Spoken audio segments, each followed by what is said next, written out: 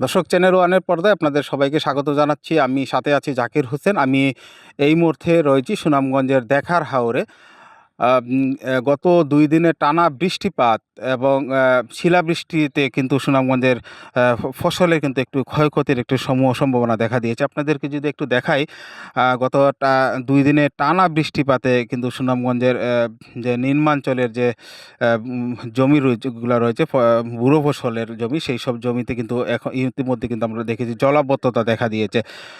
সুনামগঞ্জ এক ফসলের উপর নির্ভরশীল একটি জেলা, অর্থাৎ জেলার ৮৩% মানুষ কিন্তু ব্যুরো ফসল উপর নির্ভর করেই জীবন জীবিকা নির্বাহ করে থাকে। সুনামগঞ্জে এবছর ২,২৩,০০০ হেক্টর জমিতে ব্যুরো আবাদ করা হয়েছে।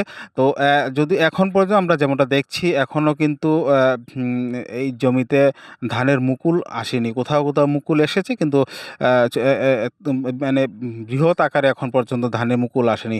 আর ইতিমধ্যেই আমরা দেখি গতকালকে রাতে থেমে থেমে পুরো জেলায় বলা যায় ব্যাপক সংখ্যক শিলাবৃষ্টি হয়েছে।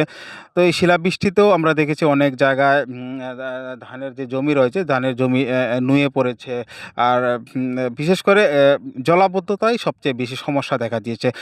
আমরা বেশ কয়েকজন কৃষকের সাথে আমরা এখানে কথা বলেছি। কৃষকরা যেমনটা আমাদেরকে অভিযোগ করছেন, যে বলছেন এখানে বেশ কিছু অপরিকল্পিত বাঁধ দেয়া হয়েছে। সেই অপরিকল্পিত বাঁধের কারণে বাঁধের কারণেই কিন্তু জলাবদ্ধতা দেখা দিয়েছে। যদি এই অপরিকল্পিত বাঁধ না থাকতো, তাহলে তাহলে হয়তোবা যে পানিটা, বৃষ্টির পানিটা, সেটা সহজে গড়িয়ে চলে যেত নদীতে। কিন্তু এখন হাওরে অপরিকল্পিত বাঁধের কারণে কিন্তু সহজেই পানিটা কিন্তু যেতে পারছে না এবং জমিতেই থেকে যাচ্ছে। আমরা বেশ কয়েকজন কৃষকের সাথে এখন কথা বলছিলাম। তারা যেমনটা আমাদেরকে বলছেন, এখন যেভাবে জমিতে পানি লেগেছে, এই পানি যদি স্থায়ী থাকে তাহলে কিন্তু ধানের যে মুকুল বের হয়েছে বা মুকুল বের হবে এমন কিছু জমিতে এই জমি কিন্তু নষ্ট হওয়ার একটা সম্ভাবনা রয়েছে বলে আমাদেরকে জানিয়েছে। অন্যদিকে আমি যদি বলি, এখন পর্যন্ত হাওরের ব্যুরো ফসল রক্ষায় যে বাঁধ দেয়া হয় প্রতি বছর, এবছরও কিন্তু প্রায় ১৪৮ কোটি টাকা ব্যয়ে সরকার থেকে সুনামগঞ্জের হাওরে ৬৫০ কিলোমিটার ফসল রক্ষা বাঁধ করা হওয়ার কথা ছিল। আজকে ১৫ই মার্চ, আজকে এই ফসল রক্ষা বাঁধ নির্মাণের সর্বশেষ বর্ধিত সময়ের শেষ সময় ছিল।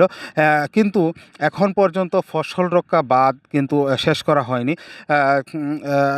আমি কথা বলেছিলাম বেশ কয়েকজন কৃষকদের সাথে। তারা বলছেন ২০১৭ সালে ঠিক এই সময়টাতে অধিক বৃষ্টিপাতের ফলে পাহাড়ি ঢল এসেছিল। পাহাড়ি ঢল এসে একেবারে শতভাগ ফসল তলিয়ে নিয়ে যায়। তো তদুপরি আমরা দেখছি এবারও কিন্তু ২ দিন যাবৎ অধিক মাত্রায় বৃষ্টিপাত হচ্ছে এবং সুনামগঞ্জ তথা মেঘালয়, শিলংয়ের মেঘালয় কিন্তু বৃষ্টিপাত হচ্ছে। আর এই বৃষ্টিপাত যদি অব্যাহত থাকে তাহলে পাহাড়ি ঢলের একটা শঙ্কা রয়েছে। আর পাহাড়ি ঢল যদি ২০১৭ সালের মতো এসেই যায়, তাহলে কিন্তু সুনামগঞ্জের ফসল রক্ষা করা খুব কঠিন হয়ে যাবে, এমনটাই ধারণা করছেন স্থানীয় কৃষকরা। আমরা কথা বলেছিলাম হাওর ও নদী রক্ষা আন্দোলনের যে নেতাদের সাথে। তারা বলছেন প্রশাসন এবং পানি উন্নয়ন বোর্ডের গাফিলতির কারণে এবার ফসল রক্ষা বাঁধের যে কাজ, সেটা অনেকটাই পিছিয়েছে। যার ফলে এবার তারা আরেকটা কথা বলছেন, যদি এবার গাফিলতির কারণে বাঁধ ভেঙে ফসল তলিয়ে যায়, তাহলে তাদের বিরুদ্ধে আইনানুগ ব্যবস্থা নেবে, এমনটাই হুঁশিয়ারি দিয়েছেন হাওর ও নদী রক্ষা আন্দোলনের নেতারা।